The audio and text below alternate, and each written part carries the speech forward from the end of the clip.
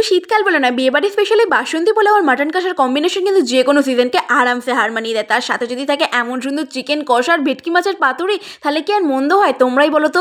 সত্যি বলতে রাজকীয় এই বিয়েবাড়ির প্রতিটা মেনু যেমন অসাধারণ ছিল, তার সাথে সাথে কিন্তু মিষ্টি মুখের ব্যবস্থা ছিল চরম তুঙ্গে। ডেজার্ট সেকশনে প্রথমেই কিন্তু ছিল 4 রকমের চাটনি, তার সাথে গরম গরম পাঁপড়। তবে আমি চাটনি পাঁপড় কোনোটাই খাই না বলে সোজা চলে এসেছিলাম হট গোলাপ জামুন আর মাখা সন্দেশের দিকে। তবে হট গোলাপ জামুনটা যখন দেখেছিলাম, বিশেষ করে মাথাতে তখন একটা কথাই ঘুরছিল, সত্যি সত্যি গোলাপ জামুনটা কি হট হবে? তবে বিশেষ করে মুখে দেওয়ার সাথে সাথে সেই গরম ভাবটা, মানে হট ভাবটা কিন্তু ফিল করেছিলাম। তবে যাই বলো বাপু, আমার কিন্তু মন করেছিল সমস্ত মিষ্টির মধ্যে এই গরম আর নরম মাখা সন্দেশটা। কিন্তু জানো, তখনই হয়েছিল সেই মহাকাণ্ডটা। সেটা হলো তোমাদের দাদাভাইকে যে আমার পাশ থেকে আর খুঁজেই পাচ্ছিলাম না। তাকে কোথায় পেলাম জানো? এই পানের চলে। সে যে পান খেতে বড্ড বেশি ভালোবাসে। তবে আমি তো পান একদমই খাই না, তাই আমি কিন্তু দু হাতে দুটো আইসক্রিম নিয়ে দাঁড়িয়ে গেছিলাম। একটা ছিল বাটারস্কচ আর একটা ছিল স্ট্রবেরি। আমার যত শীতকাল পড়ুক না কেন, আমাকে আইসক্রিম খাওয়া থেকে কেউ আটকাতে পারবে না। আর এইভাবেই তো আমার প্রথম বিয়ে বাড়িটা আমি এনজয় করেছিলাম। তোমাদের কেমন লাগলো জানিও।